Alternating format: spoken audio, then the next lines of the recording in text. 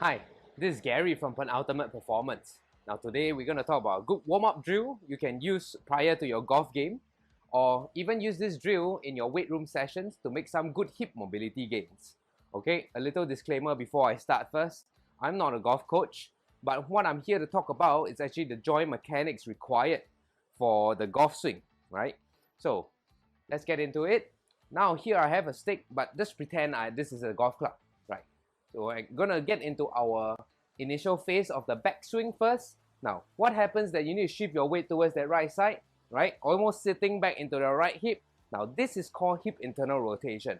Once this is done, and then the club will actually go behind your head, and that requires that motion from our thoracic spine, the T spine, right? So if I put the stick across my middle back, that will give a clearer picture. Now, look at this again. We're going to go into our backswing. Now, shifting our weight onto our right side, hip internal rotation happening. Once we finish off our hip internal rotation, T-spine starts rotating. Okay, and that's how we hit this end range of the backswing.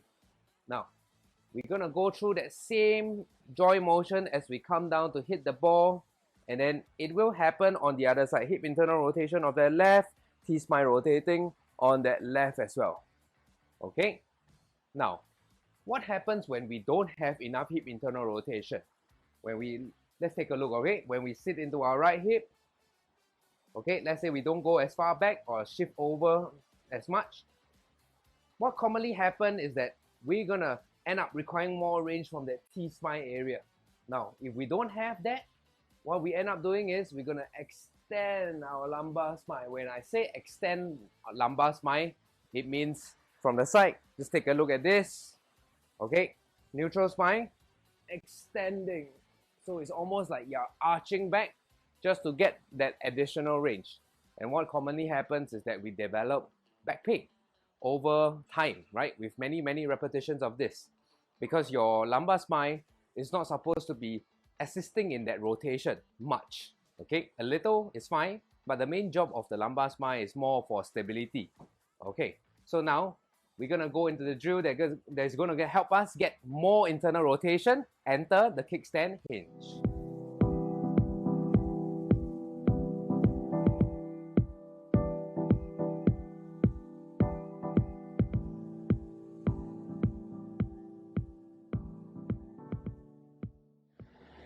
This is the kickstand hinge. What this activity does is going to help us open up that posterior pelvic compression somewhere deep inside the glute on the hip capsule area. Okay, so more specifically the posterior hip capsule. Now let's get into the setup. Grab a dumbbell. I will start off really light here. I have a 4 kg in my hand and I'm going to demo it with my right side. So holding with my left hand, make sure your feet are in line. Okay, in instances where you can't really feel that stretch in the posterior capsule, I would like you to actually move your foot forward. But for now, let's start with both feet together in line. And then slightly wider than shoulder width apart. Now, you're going to hinge back, pushing your right butt cheek back and also turning that left pelvis down towards that right foot. You should get a good bit of right inner thigh and also this good stretch in the right glute area. Now, one mistake that I always find is that people tend to shift the butt out to one side, either to the right or to the left. Make sure you're going straight back, okay? Now, you should be able to feel this. Now, another mistake, knees coming forward too much. Make sure your knees are back directly over your ankle.